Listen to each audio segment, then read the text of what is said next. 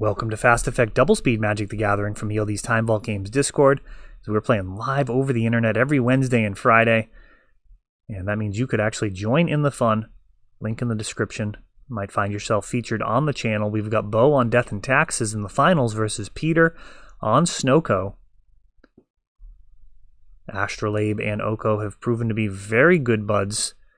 And a Thoughtseize sees a whole bunch of options here. I suspect Aether Vial might be the thing to slow things down the most, but we'll see what Peter takes. It's going to depend on the texture of his hand. There is 3 mana, so all of these threats will eventually make it on board or need to be dealt with in one manner or another. And the Aether Vial does get the nod. On its own, it doesn't do anything, but ultimately over the course of a long, grindy game, an unchecked Aether Vial can create a tremendous mana advantage, and it also makes a lot of the cards in Death and Taxes significantly stronger. For example, Flicker Wisp getting instant speed makes it a response to removal, which is extremely damaging, especially when you're targeting something that has a ETB. So your opponent has a, say, Stoneforge Mystic out, and you go to Fatal Push it.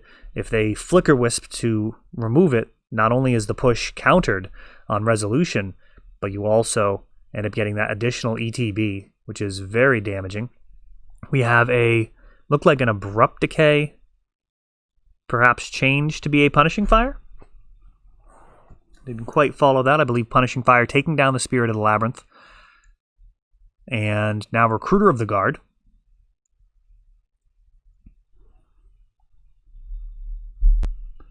Grabbing Flicker Wisp would be much stronger with that Vial on board. But going to be a totally acceptable line. And that is a Euro. Peter actually all the way over in England. The Euros are on their way to him, so we are allowing him to use them as he purchased them from the store. Normally, somebody purchases a card from me in the shop, they're going to get it that day. Though I guess it's a little different with being in England. But, you know, if he was on vacation over here and he wanted the card from the store and he bought it, he would be able to use it immediately. So we are doing a little bit of an exception there to keep the games going. Take some of the stress out of the delivery. I've had some packages take like 10 days to get where they're going, which is crazy. Usually it's like a 2-day thing. And it's been a lot of delays.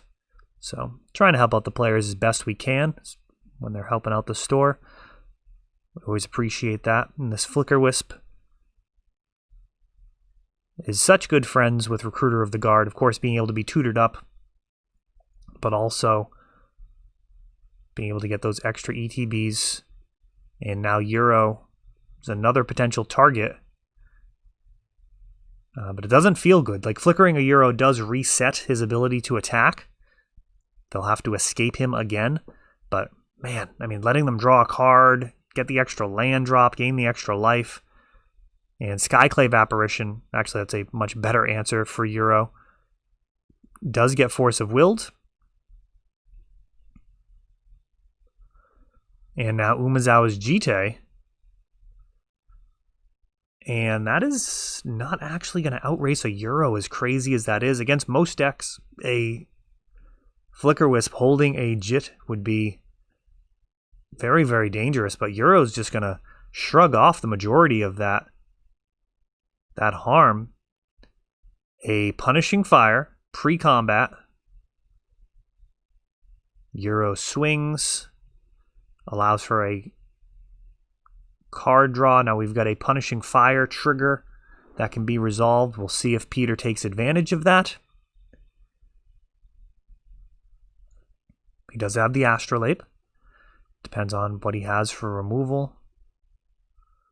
So we can expect an Abrupt Decay from hand here, or perhaps a separate Punishing Fire. We have a Thalia, which is a little bit of a pain. Ideally, you're going to want to respond with removal to the equip. Now, this is going to end up getting some counters if that's the way Bo wants to play it. But no, he's actually just going to swing with Flicker Wisp and go for a post-combat Skyclave Apparition. This one again countered. And that card, I believe it was Heather who, in our playgroup, first pointed out just how insane that card is, that it was very much the real deal. There's a little bit of a meme that every single time a new white card gets printed, Death and Taxes players just very excited to try and make that work. Flicker Wisp, the last card in hand, so Bo hellbent with a board that is going to be hard-pressed to beat an active Euro. I mean, Caracas, perhaps one of the best draws that he could get. Equipping, sending with Flicker Wisp. Getting a couple of counters on there. Oh, disconnect. All right, skipping over that little disconnect. As Flicker Wisp, under normal circumstances, would be plenty of threat. And now we have Punishing Fire.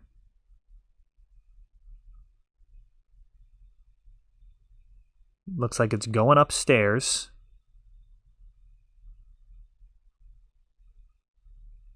And Euro.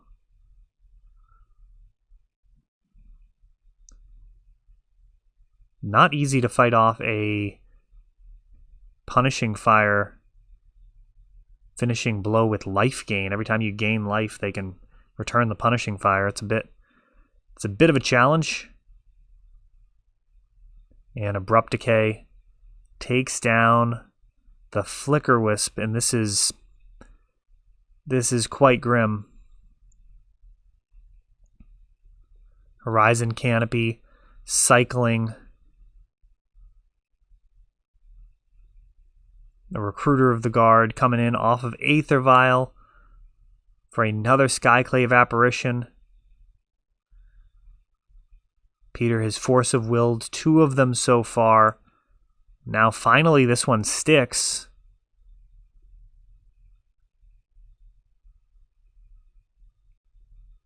Punishing Fire comes back. And the Apparition, I'll tell you, a 3/3, no real compensation for losing a Euro. Even if this Skyclave Apparition ends up being handled, it's still not really giving back a fair amount of compensation compared to, say, any of the other removal that's more conditional, like Palace Jailer. I mean, this Apparition is very dangerous. We have Punishing Fire.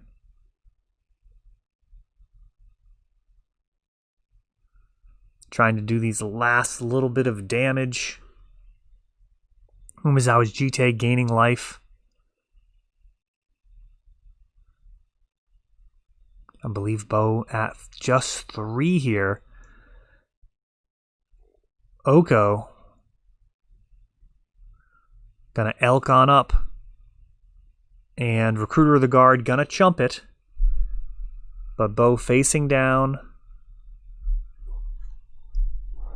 The 3/3, there's going to be another one coming.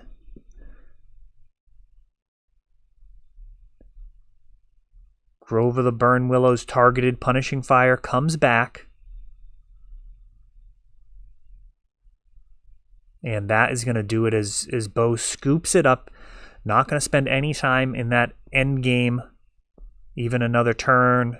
Eating up the clock. Not going to be in his advantage. He's definitely going to lose it as Punishing Fire and Oko combine to take that game, proving to be a little bit more grindy than Death and Taxes, which is no small feat. I mean, Death and Taxes is one of the grindier decks in the format, as we have Game 1 going to SnOko.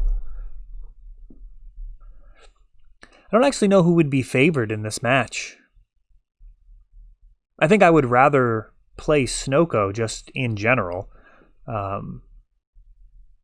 Though the chance to play with Skyclave Apparition is interesting. Now, I'm not sure if this list that Peter's running is the Shared Fate build.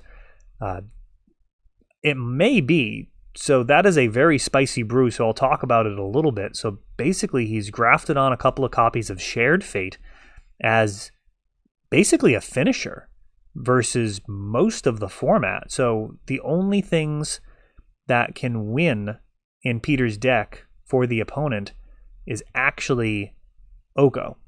So you have Punishing Fire as a potential win condition, super grindy, but it is in fact a win condition. That's going to go to your graveyard, and you're going to be able to return it with your Grove of the Burn Willows. So if you start drawing off of the top of your opponent's deck, and there's nothing in that deck that can actually win the game, that is, I mean, if you're not already ahead, like that's actually kind of game over. And Euro's the same thing. You're not actually going to win a game with Euro. You're going to get a exploration out of him. You're going to draw a card, gain 3 life, make a land drop, and then it's going to go to Peter's graveyard where he can just bring it back. So a fun bit of deck building there. And I wouldn't be shocked to see Shared Fate sleeved up partially for the lulz, but certainly more for in-person play. It's a bit challenging to play over the webcam, I am not going to lie. It does highlight some of the trade-offs that we make when we do sit down together from all over the world to play via webcam. There are a couple of cards that are a bit harder to play, but overall, the way I look at it is the option at this point is it's not in between playing Magic in store or playing Magic on the webcam. It's a trade-off in between playing Magic on webcam or not playing at all. I really don't consider Magic Arena or Magic Online actual Magic. Paper Magic is probably the greatest tabletop game ever made. I mean, there's some great ones. This chess, poker, Go, games that have been around for centuries or millennia. And I actually think Magic is the best tabletop game that we have. I also don't even think it's a good video game. Like, there's great video games. I've grown up playing video games my entire life. Grew up with the consoles, with the Atari in my youth, all the way through Nintendo, Super Nintendo, up to the modern era. There's a lot of great games. I don't even enjoy playing digital Magic, and I love Magic. If somebody's actually playing Arena and you ask them if they want to play some Paper Magic, there's a good chance they're going to toss whatever device they're playing on directly onto the ground and just leave it to go play the better version. Pretty much everyone that I know that plays Arena echoes that sentiment. They're like, yeah, I mean, it lets me play Magic, kind of. Well, at this point, I think the right play is to go ahead and get that webcam set up so you can join the fun. We've got a Thoughtseize, which is leaving Bo hellbent at this point. He's got a active Aether Vial and just a Mother of Runes in play. Rashad Port goes after that Underground Sea, looking to slow him down. Arkham's Astrolabe, along with a Caracas, a card that can actually be a bit of an issue for Death and Taxes, as Thalia is often part of its game plan versus, I mean, most of the format. You really want to have that Thalia down. You're so much more equipped to play under her spell than everyone else. You have tons and tons of creatures, Aether Vial, all the other decks. Certainly cards like Brainstorm end up costing 2 mana, aren't even playable at that cost. You know, Brainstorm's a card that's so good that it's restricted in Vintage.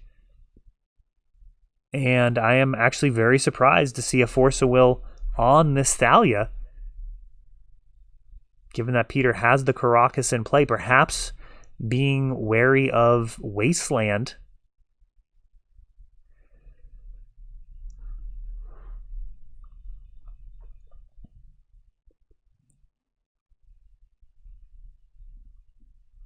Thalia's really just going to tie up your Caracas for the most part.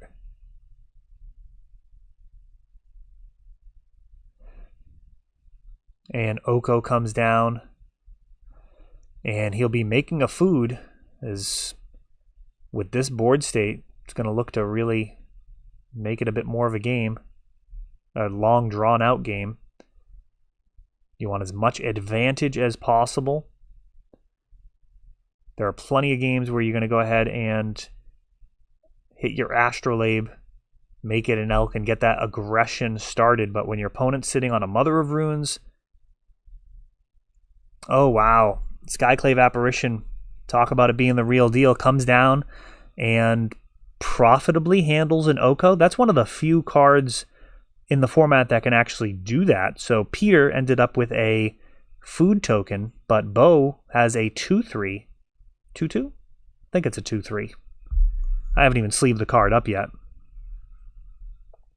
Another Astrolabe.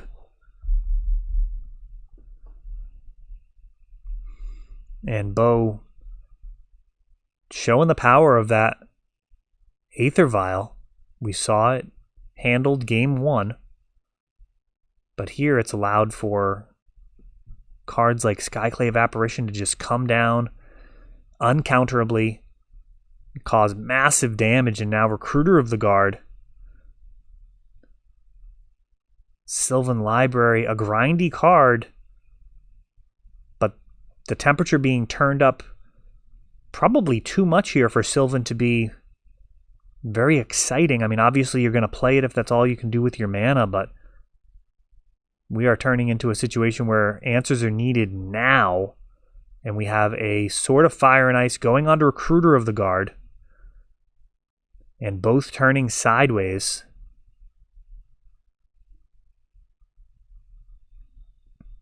We may see a interesting line here. No? All right. All of the damage going through. If Peter were able to take out that Skyclave Apparition and then get a 3/3 and block, like that would be a really fun line. But the fact that Mother of Runes is there at every step of that plan, like Bo could actually forget about the Mother of Runes with the first part and then remember on the second, and it's still going to be totally his game. As Bo takes that one down, and we're on to game number 3. Yeah, Mother of Runes and Aether Vial, both major problems when you're dealing with a control deck like SnOko. I mean, making your stuff uncounterable or making all your removal just absolute garbage. Even Oko is incredibly good at answering permanents, but I mean, really the best you can do at that point is get your Oko to land and elk your opponent's Aether Vial, which, I mean, very often Death and Taxes is going to be so far ahead that you're not going to be able to actually do that and survive. The Dance of the Elks is fairly delicate. You really can't let your opponent get too far ahead, otherwise your own Elks don't do enough to stabilize. We see that particularly with cards like Flicker Wisp that have evasion, but Mother of Runes can certainly push through those final points of damage if need be as well, giving temporary protection from green or whatever color's needed. Let's skip over the shuffling. All right, this is our final game of this Wednesday Night Legacy. We've been getting in the 20s, 30s, low 30s for Wednesday Night Legacy, in large part thanks to the incredible donations of prizes. We still have an Underground Sea to give out, along with some fetch lands, foil fetches, Mana Crypt. It's going to be a great way to end the year. We have a patron of the channel, Fee, who's donated just an incredible amount of prize support, and that has just helped to bring in so many people from all over the world. Been a real highlight of the week every Wednesday and Friday to see this community coming out, playing the game that we love. And so far we've given away a Gaia's Cradle, a Mox Diamond, Underground Sea, the biggest thing left on the board. It's a 25% chance, I guess, that'll be given away this Wednesday. Aether Vial, Peter able to answer the Aether Vial with Abrupt Decay. Spirit of the Labyrinth comes down. And that is part of the challenge of playing against the card too, is like there are plenty of games where Aether Vial handling it is worthwhile. There are some other games where your opponent has so many effective threats that it actually feels bad to end up wasting your Abrupt Decay on the Aether Vial instead of the more dangerous threats. So Spirit of the Labyrinth is in play, and we've got a Stoneforge Mystic, which threatens to just generate way too much value. But still a Swords to Plowshares, Flicker Wisp, and Karakas. And we'll see what Bo is able to do here. Flicker Wisp for basically no value. Getting back his Karakas, so he'll be able to Swords on Peter's turn. Certainly a better line than just untapping your Spirit of the Labyrinth for no particular reason. It's not like Peter has an attacker on board, or even an Aether Vial, or even an Astrolabe, where he could potentially elk the Astrolabe. There's really no upside at all to flickering the Spirit of the Labyrinth, but untapping your mana is useful. A pair of 3-power creatures go into town here, and now a Flicker Wisp flickers the Flicker Wisp. That comes back, and now that's actually going to deny Peter some mana, as this happens during the end step. So Peter won't get that Volcanic back until his untaps during his end step. And now an Abrupt Decay takes out Spirit of the Labyrinth, and Arkham's Astrolabe will now draw him a card. Astrolabe's so much worse with Spirit of the Labyrinth out. Really just not even playable. But 6 damage at a time here coming in. Peter's life quickly eroding. And a Stoneforge Mystic. This eats a Force of Will, but he's still in dire straits, as this is a ton of pressure.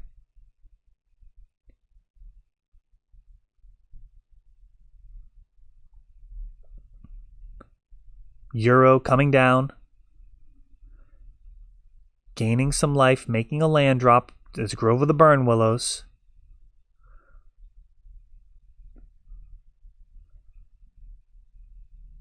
He's going to fetch.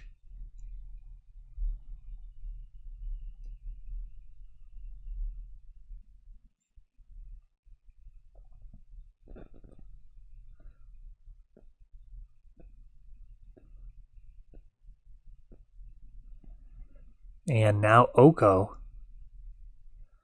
Neither one of these is going to be able to block. Oko can make a food and then be at 6 loyalty, but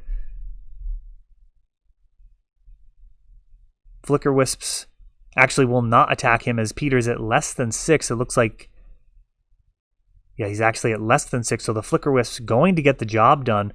And there we see what Peter would have loved to draw on that Dead of Winter.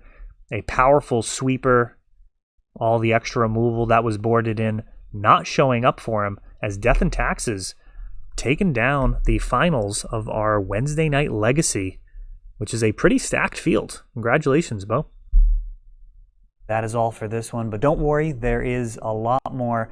You can check out our older videos, and we're always putting out new videos from ELD's Time Vault Games in Bellingham, Massachusetts. If you want to help the channel, of course, you can like, subscribe, share, tap that notification bell so you can know the next time our new videos come out.